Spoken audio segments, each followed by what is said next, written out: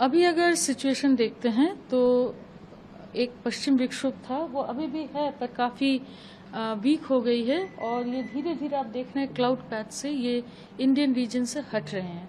तो सिर्फ आइसोलेटेड बारिश थोड़ा रहेगी या स्नोफॉल भी आइसोलेटेड अमाउंट में रहेगी थोड़ा जम्मू कश्मीर में। बाकी पूरा हफ्ता आपका खास वेदर रहने की संभावना नहीं है नॉर्थ वेस्ट इंडिया का।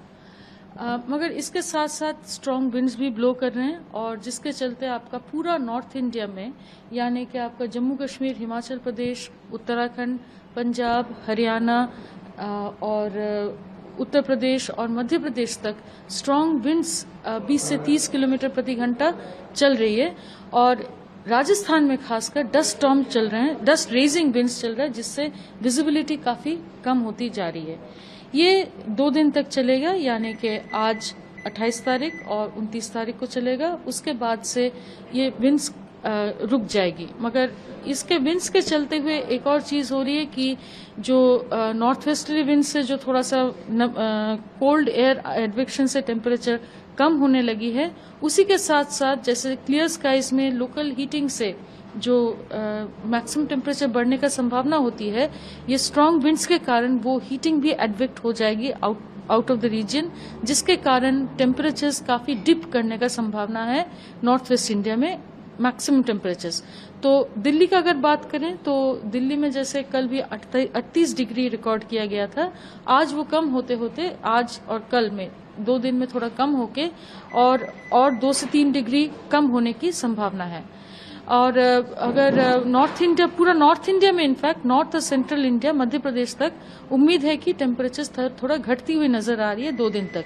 इसके बाद जैसे ही आपका विंड्स रुक जाएगी, स्ट्रॉन्ग विंड्स, तो आपका जो लोकल हीटिंग और क्लियर स्काइज के लिए धीरे धीरे टेम्परेचर बढ़ने लगेगा। और ये जो बढ़ेगा ये भी 3 से 5 डिग्री बढ़ेगा अगले 3 से 4 दिन में, यानी कि 30 से लेके धीरे धीरे टेम्परेचर्स बढ़ती नजर आ रही है पूरा नॉर्थ इंडिया और सेंट्रल इंडिया तक। अगर हम ईस्ट इंडिया की बात करें तो ईस्ट इंडिया में ऑलरेडी कोई वेदर नहीं है, जिसके चलते हमारा हीट वेव का स्थिति आज से शुरू हो रही है, खासकर आइसोलेटेड प्लेसेस में ही, खासकर इंटीरियर ओडिशा में।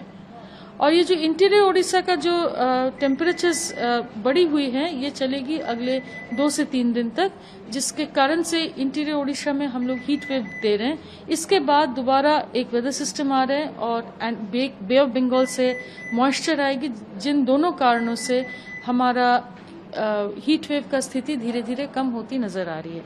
अगर साउथ पेनिनसुलर इंडिया की बात करें तो आपका पेनिनसुलर इंडिया में जो थंडरस्टॉर्म एक्टिविटी है, परसों से कल थोड़ा कम हो गया था, कल से आज और थोड़ा साउथवर्ड ही मूव करेगी। और ये जो स्थिति है, that means light thunderstorm activity आज केरला में होने की संभावना है, केरला, साउथ कर्नाटका में। मगर परसों से ये दोबारा बढ़ेगी, कल थोड़ा सा और बढ़ेगा, परसों से बढ़ के डे 5 यानी कि 1 तारीख तक हमारी उम्मीद है कि महाराष्ट्र और नॉर्थ कर्नाटका में थंडरस्टॉर्म एक्टिविटी काफी सीवियर होने की संभावना है। येलो अलर्ट आपका आज है, आज और कल जैसे आपका स्ट्रॉन्ग विंड्स के कारण पूरा नॉर्थ इंडिया में है, थंडरस्टॉर्म्स के कारण आज जैसे आपका साउथ कर्नाटका और केरला में है और तमिलनाडु में। कल सिर्फ केरला में होगी और आगे कल से ही थोड़ा धीरे धीरे नॉर्थवर्ड भी आपका कोंकण में भी बढ़ेगी और उससे आगे येलो अलर्ट में ही साउथ वेस्ट पेनिनसुलर इंडिया में रहेगी। और आपका ईस्ट इंडिया में 3 दिन तक और येलो अलर्ट में रहेगी हीट वेव के लिए, क्योंकि हीट वेव बहुत वाइड स्प्रेड नहीं होगी, आइसोलेटेड प्लेसेस में होने की संभावना है। और साथ ही साथ असम, ईस्ट असम और अरुणाचल प्रदेश और सिक्किम में 2 दिन तक thunderstorm activity, light thunderstorm activity के लिए वार्निंग है येलो अलर्ट का।